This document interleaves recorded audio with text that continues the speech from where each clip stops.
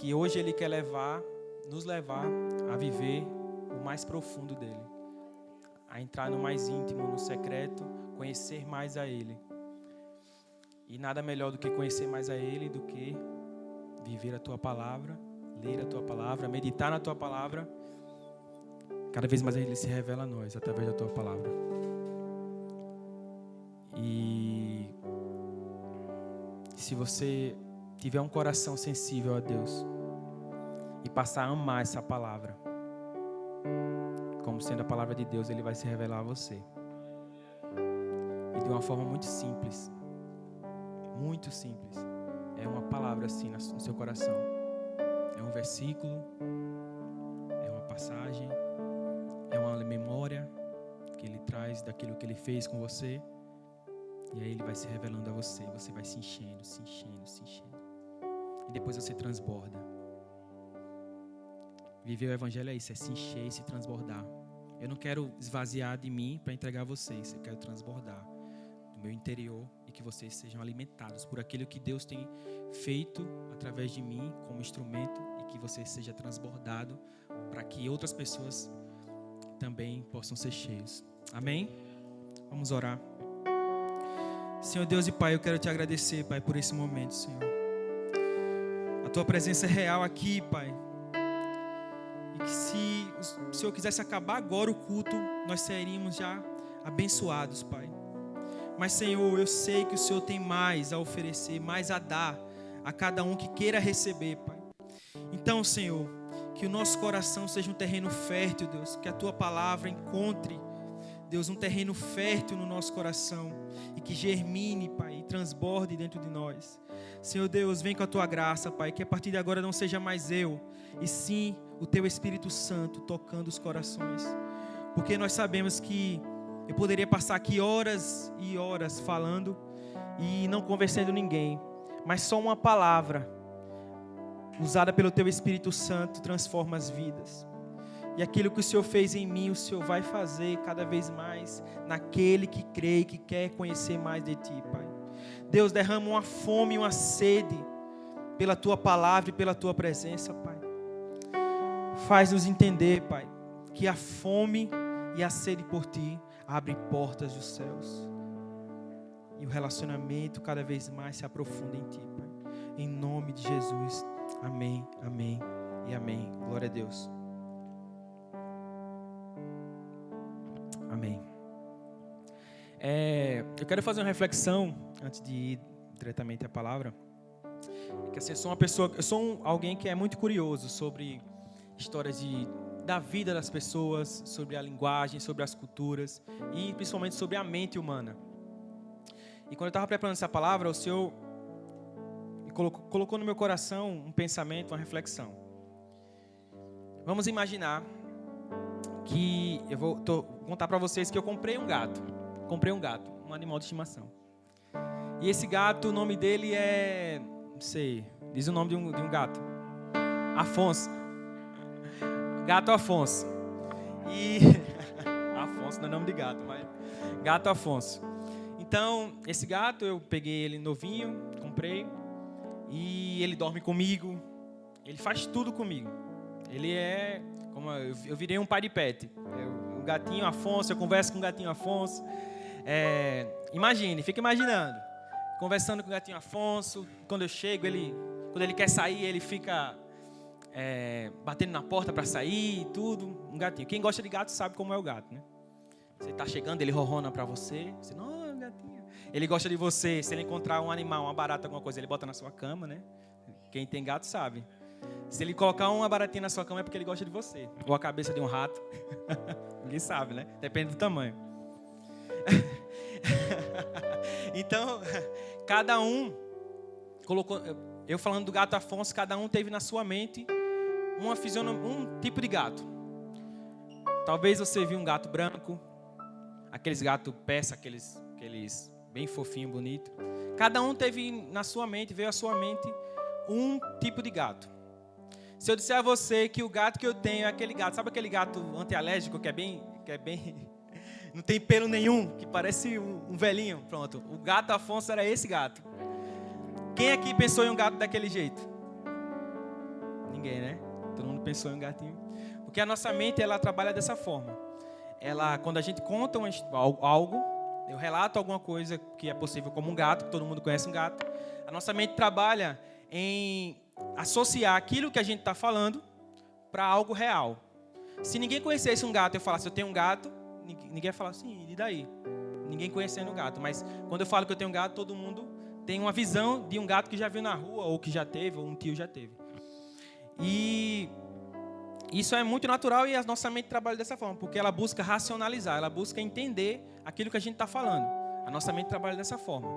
Então, tem muitas coisas que a gente tenta entender daquilo que a gente lê, ou que a gente fala, ou que a gente vive, porque a nossa mente trabalha dessa forma. Ela trabalha encontrando razões para cada detalhe. Então, agora vamos imaginar para vocês como é. Feche os seus olhos. Vamos pensar um pouco, vamos tentar meditar. Imagine Jesus. Pense como seria a fisionomia de Jesus. A estatura de Jesus, o cabelo de Jesus, a barba de Jesus, talvez a voz de Jesus, as vestimentas dele. Imagine como Jesus seria para você. Se ele estivesse aqui hoje, como é que seria para você? Abra os seus olhos. Quem aqui pensou em Jesus sendo aquele Jesus da Paixão de Cristo? Quem pensou aquele que é loiro, dos olhos azuis, cabelo comprido, estilo europeu? Quem pensou aqui? Ninguém pensou? Quem pensou aquele da Record? O Jesus da Record. A fisionomia de Jesus da Record. Nossa. Interessante. Muitas vezes a gente tenta associar isso também. Quem vê aquele Jesus europeu, dos olhos azuis, quem já viu aquela Paixão de Cristo sofrendo, você tenta associar isso, Jesus como aquela pessoa, europeu. E provavelmente ele não era. Quem sabe que provavelmente ele não era, porque lá no período não existia pessoas europeias, né? E agora vamos imaginar Deus, como seria Deus? Como seria a fisionomia de Deus? Como seria? A gente vai tentar associar com algumas pessoas, né? A gente sabe que o cabelo dele é branco como a neve, enfim. Mas a gente vai tentar associar com coisas que a gente entende, né? E a religião, muitas vezes, a gente faz essas associações. A gente faz interpretações daquilo que a gente acha que é ou daquilo que a gente imagina que seja. Se a gente não entende a palavra, se não busca, às vezes a gente acaba criando informações. Por exemplo, a Igreja Católica. O que a Igreja Católica fez? Não começou como imagens. A Igreja Católica não começou como imagens. A Igreja Católica era uma igreja normal, assim. A gente imagina tudo aquilo que a gente vive hoje. A Igreja Católica, nos primórdios, era dessa forma. Não tinha adoração a imagens nem nada. E um certo padre, a um determinado momento, ele cria, só que era em latim, né? Não era em português, era em latim. Eles falavam em latim. Então, imagine eu aqui pregando em latim e ninguém entendendo. E só entendia quando amém, aí todo mundo, amém. Era só isso. E ficava a missa inteira falando em latim. Todo mundo sabe que era assim. E ninguém entendia. E aí o padre entendeu, observou e disse, nossa, as pessoas estão ficando dispersas e não estão entendendo o que é. Vamos colocar, teve uma brilhante ideia de colocar algumas imagens com referência a cada passagem. Tinha Paulo, tinha Jesus, tinha como referência. Já que você não sabe ler, imagens é melhor para você entender, né? Talvez quando ele estivesse falando, ele falando para alguém, olha, aquele ali é a representação de Paulo, de Pedro, sei lá. Era usado como referência, não era para adoração. Então, as pessoas que estavam lá na missa, tem pessoas, a maioria não sabia ler nem escrever, né? Pessoas mais humildes, sem conhecimento e informação. Então, estavam lá vendo a missa e olhando para Paulo, vendo a missa, olhando para Jesus, imaginando. Até que eles começaram a associar a pessoa e começaram a achar que aqueles eram, de fato, Jesus, Paulo, Pedro, e começaram, à medida que o tempo foi passando, né, muitos anos, começaram a ter essa prática que tem hoje. Então, no princípio, a Igreja Católica não era assim. Aí, hoje, se tornou uma igreja que tem a questão dos santos e etc. Mas, no princípio, não era assim. Porque foi falta de conhecimento, falta de sabedoria e acabou levando ao que é hoje. Por isso que nós somos protestantes, porque nós acreditamos que só um é Senhor, só devemos dar graça a Ele, é somente a Bíblia, é somente a fé em Cristo, todas as solas e que a gente acredita como protestante, porque a gente nega a adoração a imagens, a adoração a coisas, e porque o Senhor não divide a glória dele com ninguém. Mas nós temos esse entendimento, até na igreja evangélica, de colocar Deus em uma caixinha limitadora. Qual é essa caixinha? A gente coloca Deus como ele tendo a obrigação de fazer tal coisa. Deus faria isso, Deus não faria isso. Aí assim, por exemplo, tem gente que fala, existia um Deus no Velho Testamento e existe um Deus no Novo Testamento. As pessoas pensam que Deus mudou de ideia. Deus era ira, Deus era isso. No Novo Testamento, Deus é amor, Deus é paz e aquela coisa toda. Só que a gente sabe que Deus não mudou nada. Deus não mudou nada. Mas a gente tem esse entendimento de colocar Deus nessa caixinha de que a gente, eu acho que Deus faria isso, eu acho que Deus faria aquilo. Então, mas o que acontece? O Velho Testamento é sombra do que o Novo iria se revelar. Deus não mudou, Deus não mudou de ideia daquilo que ele já fez ou que ele deixou de fazer, ou que ele faz. Mas existiu uma revelação que foi em Jesus. Jesus foi a revelação final daquilo que Deus quis para a humanidade, né? Era projetado. Eu costumo ver Deus, que a pessoa fala, quem criou Deus? Quantos anos tem Deus? As pessoas querem definir isso. Deus tem idade, Deus tem criador e etc. Mas é porque a gente coloca ele nesse entendimento que a nossa mente vai trabalhando. Não, se Deus existe, então alguma coisa criou Deus. Deus deve ter idade. Se eu tenho idade, Deus deve ter idade. Então a gente sempre coloca, lembrando daquela questão da mente. A mente tenta raciocinar dessa forma. Mas imaginamos. Se a Bíblia fala aqui para Deus, um ano é como um dia, 1000 anos é como um dia, o que eu imagino é o seguinte, existe a linha do tempo entre passado, presente e futuro, mas Deus não está contido nessa linha do tempo, Ele está acima do tempo. Deus olha tudo na mesma visão, Ele vê passado, presente e futuro. Então Ele não tem idade, porque para Ele o tempo não é nada.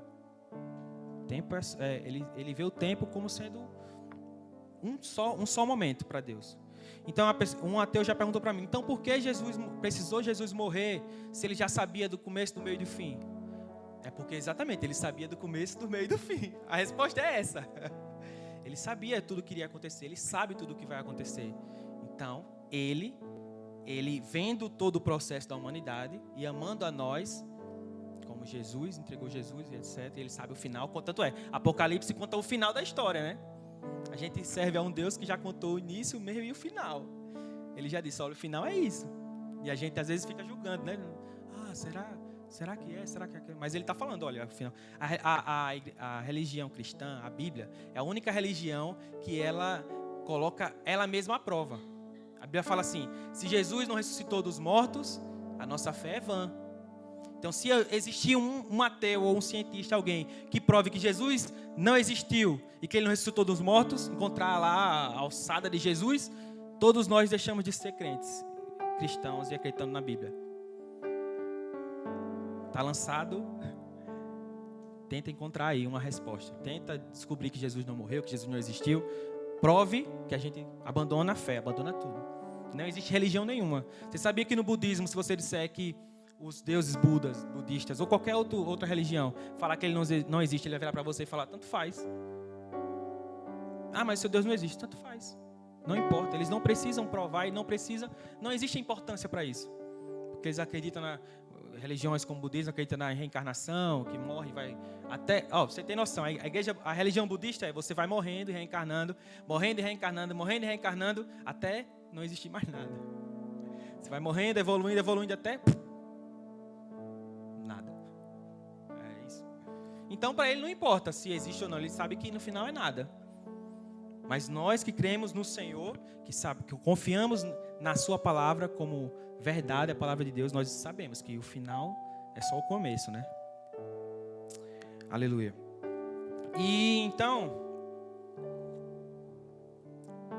à medida que as pessoas começam a tentar entender a Bíblia de uma forma muito racional, no sentido de tem que ser igual a mim, tem que existir um porquê, o que é que as pessoas fazem? Elas começam a criar interpretações, entendimentos, etc. Então, até na teologia, você vai começando a buscar, a entender, a estudar, etc. E aí cai em uma linha, por exemplo, quem sabe um pouquinho de teologia sabe que existe uma briga entre calvinista e arminiano. Calvinista e arminiano, o que é isso? São duas linhas de pensamento, são dois homens de Deus que tiveram duas linhas de pensamento sobre várias coisas. Mas uma delas é sobre a eleição, sendo incondicional ou a eleição condicional. O que é isso? O calvinista acredita que Deus decreta que existem pessoas para irem para o inferno e existem pessoas que vão para o céu. O pensamento calvinista entende isso. Que você nasceu para ir para o céu ou você nasceu para ir para o inferno. No caso você não, mas assim, a pessoa... Então eles entendem isso, que independente do que você faça, você vai para o céu ou você vai para o inferno. Deus decretou. É isso. O calvinista pensa isso. O arminiano já pensa o contrário, que depende muito de nós, né? Da nossa vontade. Então existe essa briga. E quando você começa a estudar, as pessoas falam, você é o quê? Calvinista ou arminiano? Aí já começa a discussão. Ah, porque calvinismo? Aí eu sou de Jesus e tal. Então, o que acontece? Vai criando essas divisões. Você tem que ser calvinista ou arminiano, sensacionalista ou continuista. Você tem que ser isso, tem que ser aquilo. Porque as pessoas querem colocar Deus sempre nessa caixinha. Porque Deus tem que ser isso ou isso. Se Deus, ou Deus decreta ou Deus escolhe. Tem que ser uma coisa ou outra. Só que a nossa Bíblia, ela fala que Deus, nós temos o livre-arbítrio, nós fazemos escolhas, tanto é que a Bíblia tem advertências sobre o que nós não deveríamos fazer, o que devemos fazer. Existem várias advertências da Bíblia, e se fosse só uma eleição, que Deus dissesse, você vai nascer para isso, a Bíblia não precisaria fazer nada, é só dizer, se eu nasci para ir para o inferno, então tanto faz. Se nasci para ir para o céu, tanto faz, né? Só que aí ele fala assim, o calvinista fala assim, se você escolheu Deus, é porque você era escolhido. Se você negou, é porque você não é. Então é simples assim. E o arminiano acredita nessa questão, né? Só que eu vejo a Bíblia das duas formas. O que aconteceu com Paulo? Jesus apareceu para Paulo e para que ele se convertesse. Ele estava indo para o caminho errado e Jesus apareceu para Paulo. O que é isso? É a intervenção de Deus. Então você dizia, nossa, então Deus escolheu, né? Jesus escolheu Paulo. E por que ele não aparece para todo mundo? Porque também não é assim. Mas eu creio que se Deus quiser, Ele pode escolher pessoas. Eu quero que esse vá. Porque Ele é poderoso. Ele é poderoso. O que é que eu posso dizer? Vou colocar Deus numa caixa? Mas eu creio no livre-arbítrio, que Deus nos dá a oportunidade. Porque a Bíblia é um livro que fala sobre oportunidades, sobre recomeços, sobre arrependimento. Então, eu creio, a gente tem que crer no propósito que a Bíblia fala. Então, eu não posso colocar Deus nessa caixa e achar que é isso e acabou. E muitas vezes eu estava meditando sobre isso, e eu penso que é como o Senhor falou para Jó. Jó começou a questionar sobre as atitudes que Deus fez com ele, as coisas que ele fez. Começou a questionar. E a partir do capítulo 38 de Jó, Jesus começou a perguntar. Onde você estava quando eu lancei os fundamentos da terra? Quem determinou as medidas da terra, se é que você o sabe? Ou quem estendeu sobre ela uma linha de medir? E foi falando, 38, 40, 39, 40, e Deus criando questionamentos. Quem somos nós para definir o que Deus é ou deixa de ser em uma caixa, como se Ele fosse limitado? Tem gente que pensa que Deus só pode agir através, um exemplo, Deus só pode fazer tal coisa se eu permitir. Deus é poderoso e soberano. No final, Jó fala, antes eu conhecia só de ouvir falar, mas hoje meus olhos te contemplaram. Porque Deus fala, quem somos nós? Quem foi que criou o universo? Fui eu? Foi as minhas ideias e a minha teologia? Não foi. Foi Deus com a sua vontade soberana. Quem será salvo ou não? A gente não sabe, porque a gente não sabe o coração de ninguém. Muitas vezes tem alguém aqui na igreja, eu mesmo posso estar aqui pregando e no final não ser salvo. Por quê? Porque meu coração estava errado. Eu não aceitei Jesus, eu não conheci Jesus. E como nós conhecemos Jesus? Deus se revela em todas as coisas. A Bíblia fala que tudo que é criado, tudo que existe, revela-se a glória de Deus. Então nós somos indesculpáveis por achar que não conhecemos a Deus. Ele é direto em relação a isso. Então, nós não podemos colocar Deus, nós temos que entender que Deus é soberano, Deus está acima de todas as coisas. Nós não podemos colocar Deus em caixas limitadoras. Se Ele quiser fazer, Ele faz, e nós temos que dar glória a Deus. Se ele quiser agir, Ele age. Nós nós temos que dar glória a Deus. A Bíblia fala sobre se estamos no momento de dificuldade, nós temos que dar glória a Deus, porque os momentos de dificuldade foi Deus que permitiu. Se estamos no momento de bonança, que vai acontecer um momento de prosperidade, de bênção, nós não podemos esquecer de Deus, porque no dia que vier uma fraqueza, uma situação de tristeza e desânimo, a gente vai despencar. Nós temos que confiar em Deus no tempo bom e no tempo ruim. Em todo momento nós temos que confiar no Senhor. Paulo fala que sabe o que é passar fome e o que é estar bem. E que nada o aflige. Então, nós temos que ter esse entendimento. Se as coisas estão bem para você, busque a Deus. Peça a misericórdia do Senhor. Se você está bem financeiramente, está bem na família, peça a Deus misericórdia. Senhor, me mantenha firme de pé. Senhor, que a tua graça seja manifesta através de mim. Se você está mal, glória a Deus pelo momento mal.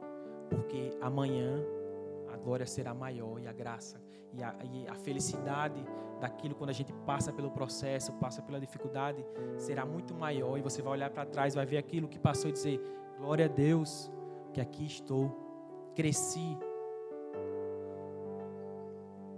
Se você souber se posicionar nos momentos bons e nos momentos ruins, nada vai te abalar. Tem mistura, glória a Deus. Não tem mistura, glória a Deus. Não muda, sendo constante. O Senhor fala que a riqueza da terra, a traça come, corrói, consome. Nós temos que buscar os tesouros celestiais, onde a traça não corrói, não acaba, não tem fim. O que é buscar os tesouros celestiais? É buscar em Deus a palavra, orar, buscar Ele, dizer: Deus, eu não quero mais nada, eu só quero o Senhor. O que o Senhor me der, glória a Deus. O que eu não tiver, a dificuldade que eu passar, glória a Deus. Quantas vezes nós negamos o Senhor? Quantas vezes nós fazemos coisas que depois a gente se arrepende, mas a gente faz com o nosso ímpeto, perdendo a confiança em Deus, agindo com impulso, fazendo coisas que não deveriam ser feitas, porque a gente acha que Deus não vai operar sobre aquele caminho. A gente sabe o caminho certo. A gente fala: é melhor fazer por aqui, porque eu não sei se vai dar, né? Porque aqui vai demorar. Vamos fazer aqui no nosso jeitinho brasileiro. E aí Deus não nos abençoa naquilo que a gente precisa. Por quê? Porque a gente não confiou nele. Nós precisamos viver o Evangelho a ponto de pisar sem ver o chão. Tem um abismo, a gente pisa, a gente vai.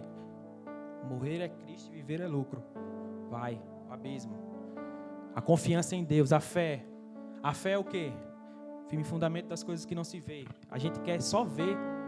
A gente quer entender. Para quê? Eu quero explicações de tal coisa. Só vai pela fé, irmão.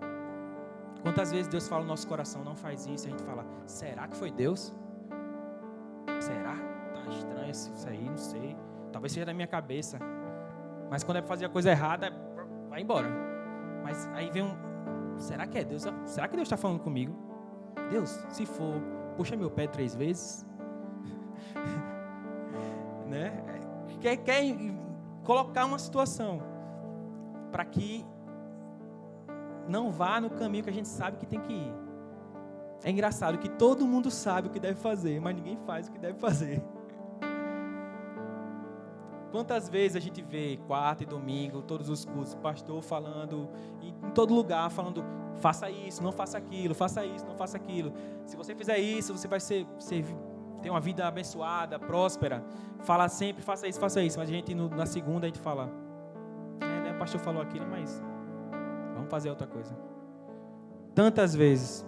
E no louvor, na hora da ministração, o Senhor me deu um capítulo, Mateus 19, que ele fala sobre as recompensas, 19, 27, que ele fala sobre as recompensas do reino. Então Pedro, respondendo, disse-lhe: eis que nós deixamos tudo e te seguimos. Que receberemos? E Jesus disse-lhes: em verdade vos digo, que vós que me seguistes, quando na regeneração o Filho do Homem se sentar no trono da sua glória, também vos assentareis sobre 12 tronos para julgar as 12 tribos de Israel. E todo aquele que tiver deixado casas, ou irmãos, ou irmãs, ou pai, ou mãe, ou mulher, ou filho, ou terra, por amor de meu nome, receberá em 100 vezes tanto e herdará a vida eterna. O que tem limitado a gente de entregar tudo para o Senhor? Eu oro para Deus, Deus, eu quero amar o Senhor acima da minha família, da minha casa, dos meus filhos. Eu amo minha esposa, amo minha filha, quero ter mais filhos e etc. Amém? Mas eu quero amar a Deus a ponto de nada colocar acima dele. Deus coloca no mais alto lugar. Eu quero abandonar todo o meu entulho, tudo aquilo que tem me prendido, tem me segurado, toda a falta de fé, todos os pecadinhos ocultos, por amor a Ele. Até que nada mais importe. A gente ouve os louvores, a adoração, mas a gente não entende. E aí eu estava falando com a Gabriela que às vezes a gente canta algumas coisas e a gente não sabe o que está cantando. E vai cantando. Qual foi aquela música? Se for preciso, o pastor cantou uma música, se for preciso morrer, então me mata agora. A gente canta isso, mas será que se Deus... Tchá! Será que a gente quer isso? Não, né? Aí então aquela... Toma minhas mãos, eu não preciso dela, se não for para te adorar. Mas aí domingo a gente está adorando, na segunda a gente não está adorando. Será que deixa... não está adorando? Tá! Arranca a mão fora. A gente ouve algumas músicas e não entende, né, o que ela está falando. Às vezes, vamos deixar, vamos cantar. E o Senhor está querendo que a gente cante um louvor. Aquele nada mais, nada além de ti. Só quero a ti e nada mais, nada além de ti. Será que o Senhor vai encontrar os nossos corações completamente apaixonados, ansiosos por Ele? Porque as aflições a gente vai ter muita vitória, muita bênção, muita prosperidade. O Senhor vai, porque é natural de Deus abençoar os seus filhos. Que a Bíblia fala que se o ímpio, o sol nasce para todos. Mas se o ímpio é abençoado, imagine nós que servimos a Deus, amamos a Ele, nos entregamos, nós estamos aqui adorando a Deus, nós seremos muito prósperos, nós seremos abençoados, nós herdaremos coisas grandes ainda aqui na terra, porque nós não nascemos para sofrer, nós não vamos sofrer, nós vamos ter momentos muito bons, mas vai vir momentos de aflições, a nossa vida não é sempre a mil maravilhas. O nosso corpo padece, nós ficamos doentes, nós ficamos enfermos, pessoas da nossa família morrem, situações, o pneu fura, muitas coisas acontecem. A gente vai ter prosperidade, vai ser abençoado, mas a gente vive num mundo caído, que coisas acontecem. A gente leva um encostado de um carro, a gente fica triste por alguém que fala alguma coisa conosco, mas aí quando isso acontece, a gente tem que olhar e falar: glória a Deus, nada mais importa, Senhor. Está difícil, mas nada mais importa. Nada além de Ti, Senhor. Nada além de Ti, Deus. Eu quero ter um coração que entrega tudo a Deus. Tudo. Deus, eu não tenho mais nada. Tudo que eu tenho é Teu. Porque quando a gente entrega tudo, Ele vem de uma forma esmagadora. Com a Tua graça, com o Teu amor. E nada mais... Sabe por que nada mais importa? Porque você não tem mais... A única felicidade da sua vida é Deus. Nada mais importa. Falando mal de você, não importa. Eu amo a Deus. Eu amo aquela pessoa porque ela foi criada por Deus. Eu não quero mal de ninguém. Eu quero que todo mundo sirva a Deus. Conheça esse Deus. Nada mais importa. Está difícil. Nada mais importa porque eu tenho um Deus que Ele me ouve. A gente pode... Tanta gente está em locais onde existem religiões falsas, que estão servindo a deuses enganosos, fazendo coisas que não agradam a ninguém, entregando seu tempo, sua vida, se esforçando para deuses mortos, que não vão responder, não vão fazer nada. São engano, muito emocionalismo, muita coisa, muita loucura assim que acontece nessas religiões falsas. Mas nós estamos com a possibilidade, estamos aqui adorando o Deus verdadeiro, que nos ouve, um Deus que a gente é perceptível, um Deus que faz nosso coração arder, que nos acorda na madrugada, a gente fala: nossa, por que eu fiquei sem sono? É Deus dizendo: vem orar, meu filho. Aí, 3 horas da manhã não é hora de ninguém orar, e vai deitar. Você vê quando um jovem sente a presença de Deus e Deus chama. Ele ouviu o Espírito Santo chamar e ele obedeceu. Quantas vezes você fica sem sono e você vai pro TikTok, Instagram e fica lá até dormir? Eu vou ligar a TV até dormir. Mas é o Espírito Santo falando, vem orar, vem falar comigo. E a gente não consegue. A gente não tem essa força. Nós precisamos entender que nós temos que viver para Cristo. Em 2 Coríntios 5, 11 e 21, fala o seguinte. 5, 14. Não, 11. 12. Não queremos novamente nos recomendar a vocês. Isso é Paulo. Pelo contrário, estamos dando uma oportunidade para vocês se orgulharem por nossa causa, para que tenham o que responder aos que se gloriam na aparência e não no coração. Porque se enlouquecemos, é para Deus. E se conservamos o juízo, é para vocês. Pois o amor de Cristo nos domina, porque reconhecemos isto. Um morreu por todos, logo todos morreram. E ele morreu por todos, para que os que vivem não vivam mais para si mesmos, mas para aquele que por eles morreu e ressuscitou. Você tem vivido por Deus, que morreu por você e ressuscitou. Você tem se entregado a Deus. Você tem dado a sua vida intencionalmente para adorar a Deus. Ou você tem os seus pecadinhos ocultos que você não quer esconder. Você tem as suas idolatrias ocultas, as suas superstições, o seu amiguinho que você odeia, aquela colega de trabalho que você odeia. Na última célula que eu tive a oportunidade de ministrar a palavra, eu falei sobre a gente começar a se esforçar a conhecer pessoas que a gente às vezes tem uma antipatia ou alguém fez alguma coisa com a gente. Se doar, dizer, aquela pessoa não gosta de mim, mas eu vou parar e sentar um pouco para conversar com ela. Será que, com certeza, se você sentar para conversar com essa pessoa, você vai começar a entender o porquê que ela é assim? Às vezes é uma pessoa muito triste, muito para baixo, mas por quê? Porque a vida dela é uma vida de tristeza, de gente maltratando ela, de gente falando mal dela, de gente fazendo tantas coisas e ela só dá aquilo que ela tem. O que é que você tem dado? Se você é filho de Deus, amado por Deus, santo, separado, você é justificado pelo Espírito, por Jesus, você tem o Espírito Santo, o que é que você tem dado para essas pessoas? Você tem dado perdão 70 vezes 7? Ou você tem dado rancor e raiva e ódio? O que é que você tem dado? Se você está dando rancor, ódio, então você não está recebendo aquilo que o Senhor fala na sua palavra. Porque o Senhor fala que Ele vai dar amor, graça, paz, perdão, ser perdoado. É difícil perdoar, não é fácil perdoar.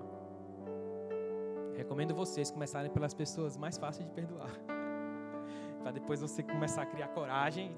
Agora eu vou perdoar aquele. Começa perdoando a sua esposa, seu marido.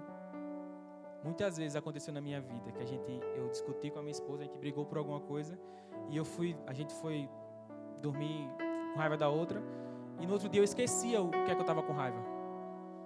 E aí eu disse, mas eu não posso deixar para lá. E ela é assim, ela esquece e esquece mesmo. Para ela no outro dia tudo bom, não sei o quê. Para ela esquece de verdade. Aí eu acordava e dizia, meu Deus, eu sei que eu estou com raiva dela, mas eu não sei o que é. Mas eu estou com raiva dela e eu vou permanecer, né? Esperar ela pedir perdão, né? Mas ela esquece e aí eu perdi. Eu disse, não tem mais graça, né? Porque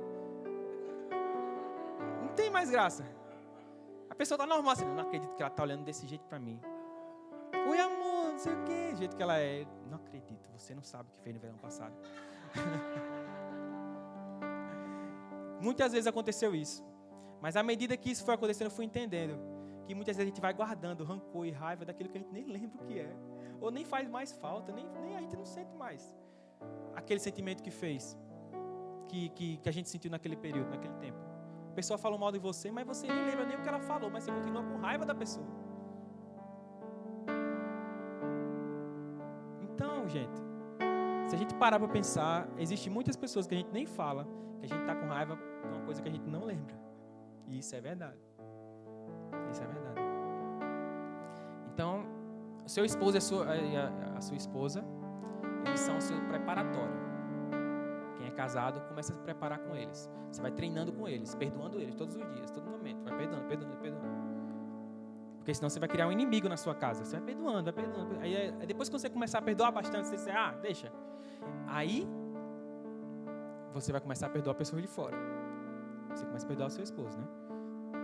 Deixou aquela roupa ali, deixou aquela toalha ali, não limpou aqui, não fez isso, não fez aquilo. 70 vezes 7.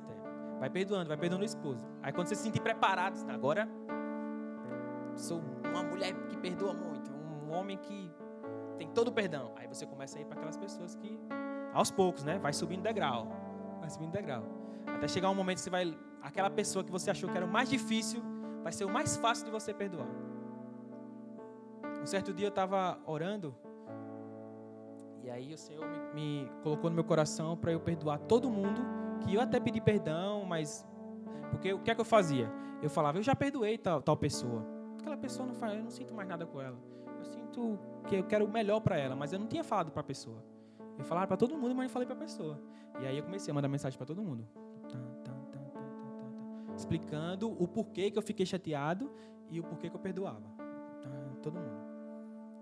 E aí eu me libertei de verdade daquilo que eu achava que tinha sido liberto. Porque quando você não fala para a pessoa, você não tem. É como eu falei, você tem que perdoar a ponto de que essa pessoa fez mal e você pode conviver com ela. E não vai afetar. Não é daquela forma, perdoei, mas quando o marido pisa de novo no calo, lembra? Dia tal, às 4 horas da tarde, naquele mesmo local, estava chuvoso, temperatura de 20 graus. Lembra? O cara, lembra, né? Então, é isso. Minha esposa às vezes fala comigo assim, ela tá no carro, ela fala, então, amor, é tal. Me diga o contexto antes. Não, pensei que você sabia. Não, não sei, você estava calada. Estava no carro, você estava calada. Então, amor, e aquilo aqui, o que é que você acha? Eu disse, o quê? Calma, ela vai dar o contexto. Não, então, o contexto é esse. E aí, enfim, mulher, né? Todo mundo sabe que mulher tem várias caixas. A mulher, ela abre todas as caixas e fala tudo, todos os temas. O homem só tem uma caixa. E essa caixa é bem pequena. Só tem 3 coisas. Comida, diversão, que é videogame e futebol. E a mulher, né? No sentido que eu não posso falar. Mas é só essa caixa. A gente só tem uma pequena caixa. Não. Ela me perdoou.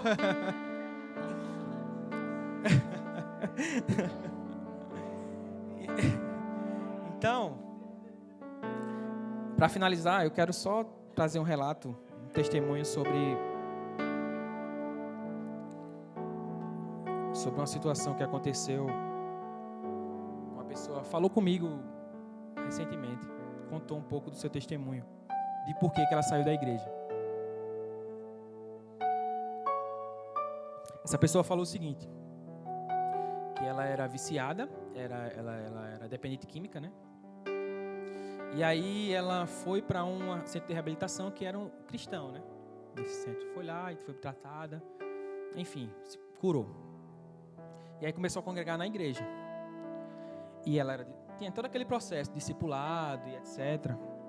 E ela gostava muito da igreja.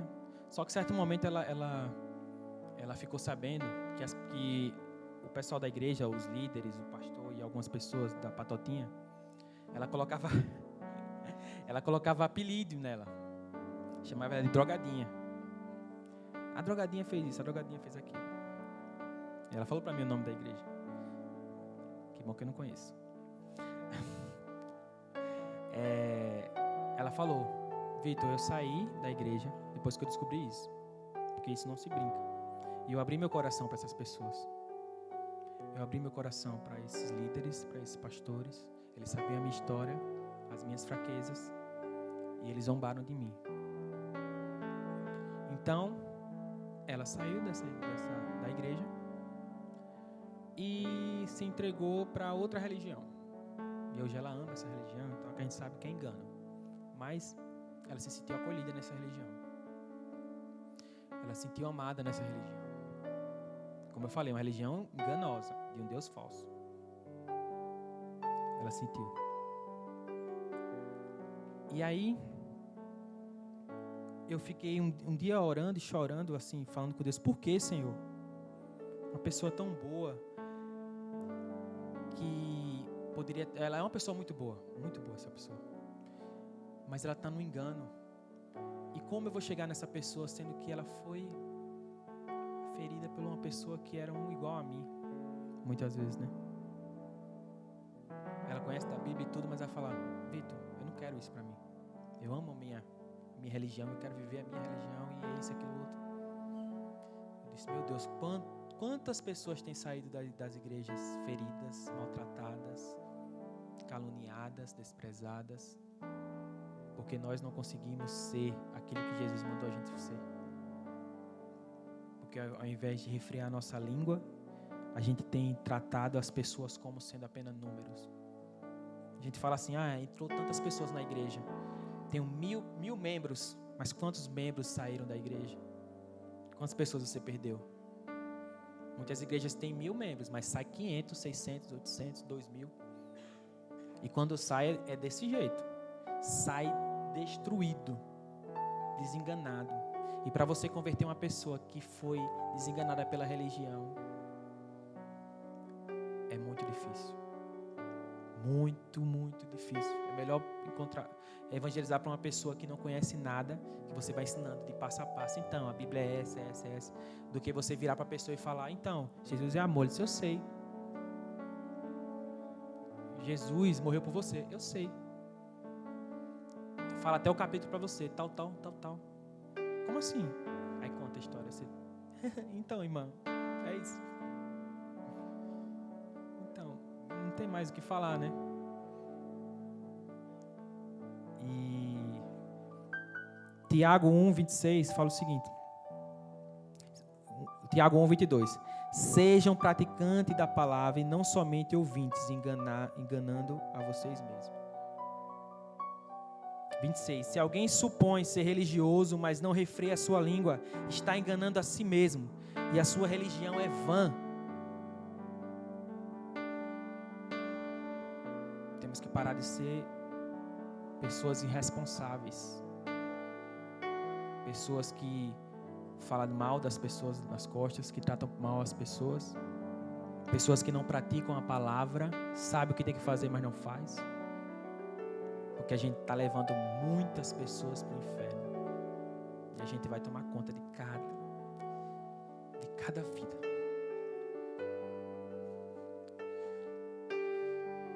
Não é fácil. Você vê pessoas sinceras. Pessoas que amam a Deus, por incrível que pareça.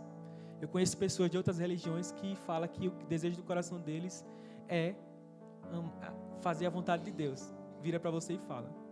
Aí vira para você e fala, então, aí pega o livro de Mórmon, aqui, Deus está aqui. E eu falo, não, mas ele fala, mas a tua igreja tem isso, tem aquilo, a pessoa fez isso, fez aquilo. Eu digo, então, a gente acaba tendo que consertar erros de outras pessoas. E nós não fazemos nem o mínimo. Não temos paciência para ouvir, mas somos rápidos em falar e julgar as pessoas. Nós não temos sentimentos contra as pessoas. A gente só quer o nosso. Mas as pessoas... Então a minha oração hoje... Pode ficar de pé em nome de Jesus. Aleluia. A minha oração hoje é que nós possamos decidir nos importar com as outras pessoas. Coloca na sua cabeça uma pessoa desviada. Desviada não, é completamente desviada. Uma pessoa que você diz, essa pessoa não tem solução. E coloca um propósito no seu coração, dizer, Senhor, eu vou orar até, e vou me dedicar a amar essa pessoa, até essa pessoa se converter. Lembra de um primo, de um amigo, de um irmão, de um pai, que talvez esteja até na religião, você fala, esse cara está na religião, mas não serve. Ele não está servindo. Ele é um falso.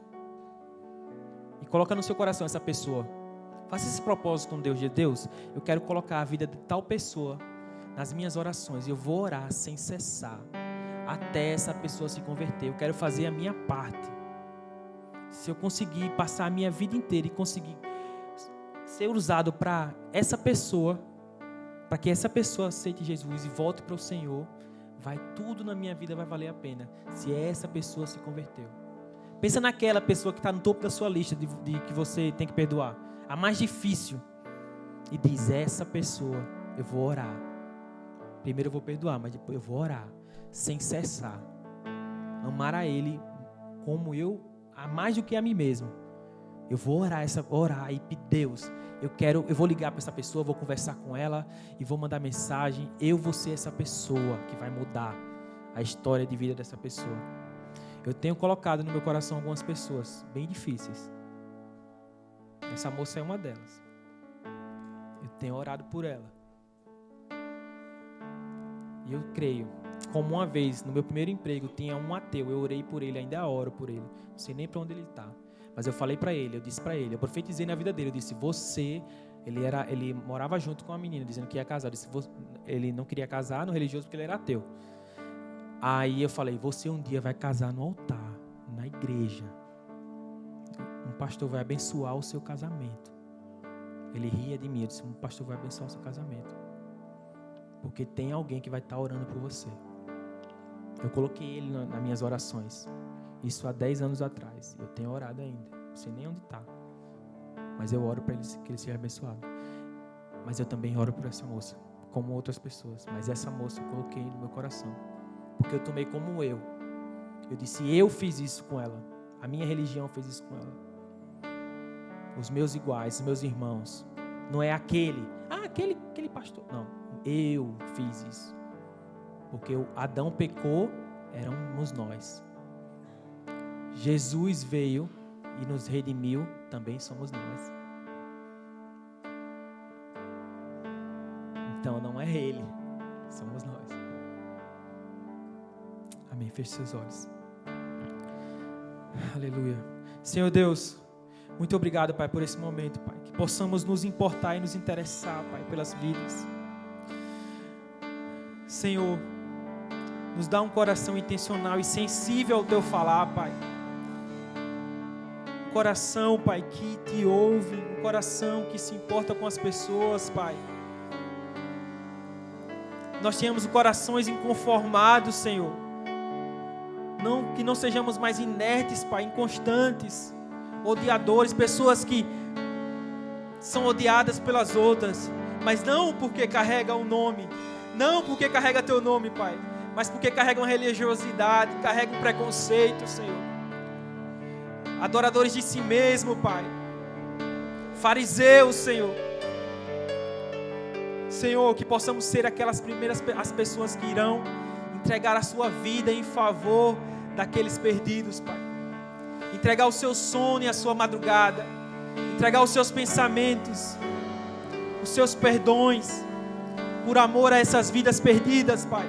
Nós precisamos estar inconformados, porque existem pessoas que hoje estão padecendo e indo para o inferno, porque pessoas o feriram, porque líderes o feriram.